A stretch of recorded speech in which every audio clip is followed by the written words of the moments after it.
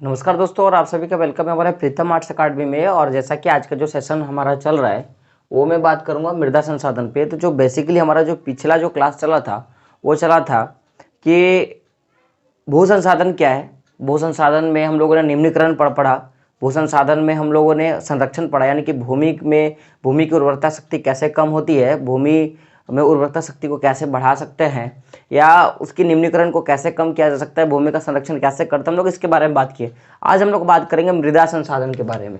हम लोगों ने इससे पहले जो बात किया था वो क्या था, भू संसाधन का। हम लोगों ने इससे पहले जो हम लोगों ने टॉपिक पे बात किया था वो क्या था दोस्तों, भू संसाधन। क्या था, भू संसाधन। भू संसाधन यानी कि जो दुनिया का जो पूरा जो जितने भी तरह के मिट्टी आती है, चाहे वो पथरीली मिट्टी हो, चाहे वो बलुआ मिट्टी हो, जलोढ़ मिट्टी हो, ठीक है ना, तो उसका हम लोगों ने बात किया था। लेकिन आज हम लोग बात करेंगे बस मृदा का, यानी कि जो भूमि का जो ऊपरी लेयर होता है। जैसे कि मान लेते हैं कि ये हमारी पृथ्वी है, तो पृथ्वी की जो सबसे ऊपरी जो परत होती है जिसको हम लोग क्या बोलते हैं, भूपर्पट्टी बोलते हैं, उसी को क्या बोलते हैं, मृदा। तो मृदा के बारे में मैं बात करूं तो मृदा का मैं आज मैं निर्माण के बारे में बात करूंगा। मृदा कैसे बनती है, मृदा का उपयोग कैसे करते हैं, उसके क्या क्या प्रोसेस के थ्रू से मृदा बनता है, इसके बारे में बात करते हैं। तो चलिए लेट ना करते मैं वीडियो को शुरू करता हूं। तो जितने लोग मेरे चैनल पर नए हैं, अगर आपने अभी तक हमारे चैनल को सब्सक्राइब नहीं किया है, मैं बोलूँगा एक बार सब्सक्राइब कर दें, ताकि मैं जितने भी वीडियो डालूँ उसकी नोटिफिकेशन आप तक पहुँच सके और आप जल्द से जल्द पहुँच सको और एक अच्छा खासा नॉलेज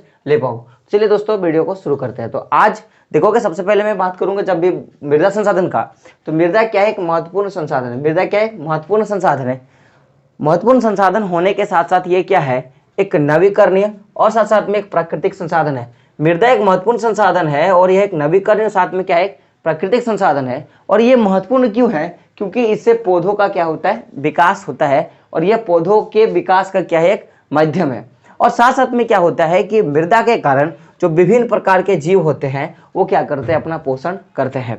समझने वाली बात होती है कि मिट्टी क्या है, एक महत्वपूर्ण संसाधन है और साथ में एक नवीकरणीय संसाधन, यानी कि मिट्टी को हम लोग एक बार खत्म करने के बाद, जैसे कि मिट्टी में हम लोग कुछ उगा दिए, उगाने के बाद क्या कर सकते हैं कि जैसे हमको वो उपज मिल जाती है तो फिर से हम लोग दोबारा क्या कर सकते हैं, मिट्टी हम लोग प्राप्त कर सकते हैं। उस उपज से उपज करने के बाद फिर उसी मिट्टी में हम लोग कुछ नए नए चीजों को उगा सकते हैं। इसलिए मिट्टी क्या एक नवीकरणीय संसाधन है और प्राकृतिक संसाधन इसलिए है क्योंकि यह प्रकृति में पाया जाता है।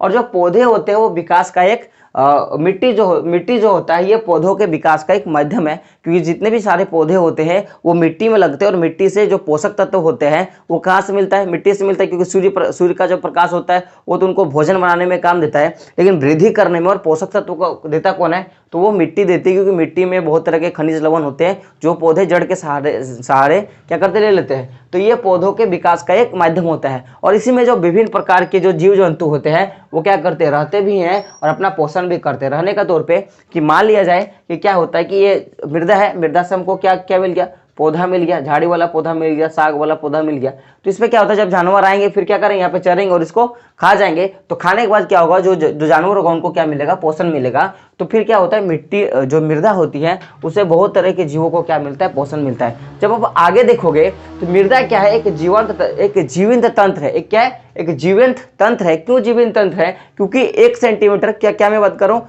1 सेंटीमीटर मृदा प्राप्त करने के लिए क्या होता है, उसको लाखों वर्ष लगता है। कैसे टाइम लगता है इसको लाखों वर्ष लगते हैं। कैसे वर्ष लगते हैं, इसको लाखों वर्ष लगता है। एक सेंटीमीटर मृदा, 1 सेंटीमीटर गहराई की मृदा मेरे को प्राप्त करने के लिए बहुत लाखों टाइम लगेगा। इसलिए मृदा क्या है, एक जीवंत तंत्र है। अगर मैं मृदा बनने की प्रक्रिया की बात करूं तो जैसे मृदा बनती है तो इसमें बहुत सारे प्रक्रिया काम आती हैं। तो कुछ प्रक्रिया हैं, जैसे आप देखोगे तो जो हमारी उच्चावच है, जो उच्चावच यानी कि देखो जो हमारी जमीन होती है वो कुछ तरह का ऐसा होता है, कहीं पे ऊंचा है, कहीं पे नीचा है, कहीं पे ऊंचा है, कहीं पे नीचा है। तो यही जो ऊंचाई और निचाई वाला जो एरिया होता है, तो ये जो ऊंचाई वाला एरिया होता है इसको क्या बोलते हैं, उच्चावच। जनक सेल का मैं बात करूं तो जैसे आप देखोगे मिट्टी, जैसे आप बालू का बात करोगे, पत्थर के टुकड़े का बात करोगे तो जनक सेल होते हैं। और स्तरीय सेल और जलवायु, देखना कि जब भी मृदा बनता है तो 3-4 प्रकार बड़ा इंपॉर्टेंट होता है। क्या होता है, उच्चावच, जनक सेल, स्तरीय सेल और जलवायु। और साथ में वनस्पति भी बड़ा इंपॉर्टेंट रोल अदा करती है मिट्टी बनने में। और क्या होता है, और बहुत तरह के क्या होते हैं, अन्य जैविक पदार्थ और साथ साथ में समय मुख्य कारक है जिससे क्या होता है कि मिट्टी का निर्माण होता है या मृदा का निर्माण होता है। समझने वाली बात है कि उच्चावच इंपॉर्टेंट है। क्यों, क्योंकि मान लो कि अगर ये वाला उच्चावच, ये दोनों के उच्चा के बीच में अगर यहाँ पे मिट्टी का लेयर आ जाता है तो फिर क्या होगा, यहाँ से हमको क्या मिल जाएगा, यहाँ से हमको मिट्टी मिल जाएगा। या अगर ये हमारे पास उच्चावच है, यहाँ पे बारिश होती है, तो फिर क्या होगा कि ये वाला जो मिट्टी है ढह के कहाँ जाएगा, यहाँ की जो मिट्टी होगा वो ढह के फिर आगे आगे आ जाएगा। जब ये आगे आ जाएगा, जब ये आगे आ जाएगा फिर हमसे क्या होगा, यहाँ से हमको मृदा प्राप्त हो सकती है। तो उच्चावच बड़ा इंपॉर्टेंट होता है। जनक सेल, क्योंकि अब जैसे ये मिट्टी ढहेगा तो इसके साथ क्या होगा, बालू, पत्थर, ईंटा का टुकड़ा भी बहेगा, तो ये भी जनक सेल से भी होता है। और बहुत तरह के जलवायु भी बड़ा इंपॉर्टेंट होता है। मान लो कि अगर जलवायु अगर ज़्यादा हीटेड नहीं है, ज़्यादा अगर वो गर्म जलवायु नहीं है, फिर मृदा बनना थोड़ा मुश्किल हो जाता है। साथ में वनस्पति आप देखोगे कि बहुत से ऐसे पेड़ जो होते हैं जो जमीन पे गिर जाते हैं और गिरने के बाद वो धीरे धीरे सूखने लगते हैं। तो जैसे वो धीरे धीरे सूखने लगते हैं तो आप देखोगे कि उनसे फिर मिट्टी का निर्माण हो जाता है। तो वनस्पति भी बड़ा इंपॉर्टेंट होता है। और साथ में जितने भी तरह के जीवित पदार्थ, जितने तरह के जीवित संसाधन है जिनमें जान पाया जाता है, जितने भी तरह के जीवित संसाधन है, वो भी बड़ा मुख्य इंपॉर्टेंट निभाता है किसके लिए, एक मृदा बनाने में। और साथ में जो टाइम होता है ये भी बड़ा इंपॉर्टेंट रोल अदा करता है मृदा बनाने में, क्योंकि हम लोगों ने पहले देखा था कि मृदा क्या एक नवीकरणीय संसाधन। मैंने बोला था कि जितने भी नवीकरणीय संसाधन होते हैं उनको बनाने की प्रोसेस थोड़ी लंबी होती है, थोड़ी लंबी होती है, जिससे उसका हम लोग फिर से क्या कर सकते हैं, उपयोग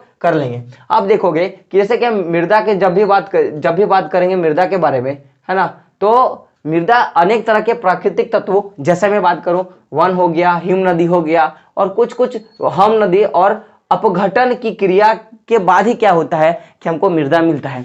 जैसे कि बोलने का बात है कि पवन, अभी जैसे क्या होता है कि मान लो कि यहाँ पे एक जमीन है हमारे पास, यहाँ पे एक जमीन है, तो यहाँ पे क्या हो गया कि यहाँ पे घास, जितना भी घास था भूमि का निम्नीकरण हो गया। तो निम्नीकरण हो तो जैसे भी इधर से जब वायु चलना स्टार्ट हुआ, फिर ये वायु कहाँ चल जाएगा, यहाँ की जो मिट्टी है यहाँ पे आ जाएगी। तो वायु के भी थ्रू से होता है हिम नदी, यानी कि जितने भी तरह की नदियाँ होती हैं जो पर्वतीय क्षेत्रों से, जो हिमालय से बहती हुई आती है, तो जैसे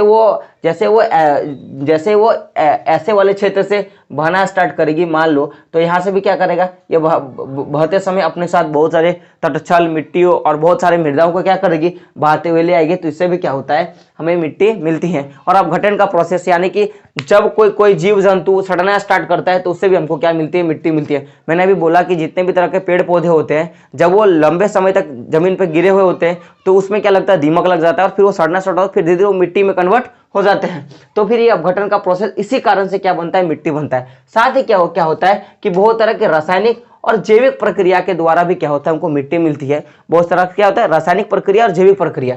जैविक प्रक्रिया हम देखते हो कि जैसे कि बहुत से ऐसे के घर, जो बहुत ऐसे किसान होते हैं जो क्या करते हैं कि जो गाय का गोबर होता है उसको एक जगह, या फिर घर का जो जैविक पदार्थ होता है, जितने भी तरह के जैविक पदार्थ होते हैं उनको एक गड्ढा में डाल दिया जाता है। डालते उसको जब वो बहुत दिनों से भरा हो रहा जाता है तो फिर धीरे धीरे क्या होगा कि उससे हमको मिट्टी मिल जाता है। तो एक जैविक प्रोसेस के थ्रू से और रासायनिक प्रोसेस के थ्रू से भी हमको क्या मिलता है, मिट्टी मिलता है। अब मिट्टी जो मिलता है तो मिट्टी में दो तरह के पदार्थ हमको पाए जाते हैं। कितने तरह के पदार्थ, मिट्टी में दो तरह के पदार्थ पाए जाते हैं। एक वो पदार्थ जो जैविक पदार्थ होते हैं और एक वो पदार्थ जो अजैव पदार्थ होते हैं। तो दो तरह के पदार्थ मिलकर क्या होता है, मिट्टी का निर्माण करता है। एक जैव पदार्थ मिलकर करता है और दूसरा तरह का अजैव पदार्थ मिलकर क्या करता है, मिट्टी का निर्माण करता है। तो मिट्टी में ऑब्वियसली दो तरह के पदार्थ पाए जाते हैं। एक जैव पदार्थ, ऐसा जैव पदार्थ यानी कि जिसमें ह्यूमस का मात्रा पाया जाएगा, जिसमें वृद्धि का अंग पाया जाएगा, जिसमें आप पेड़ पौधा लगाओगे तो ग्रो करेगा, वो बढ़ेगा, तो वो जैविक पदार्थ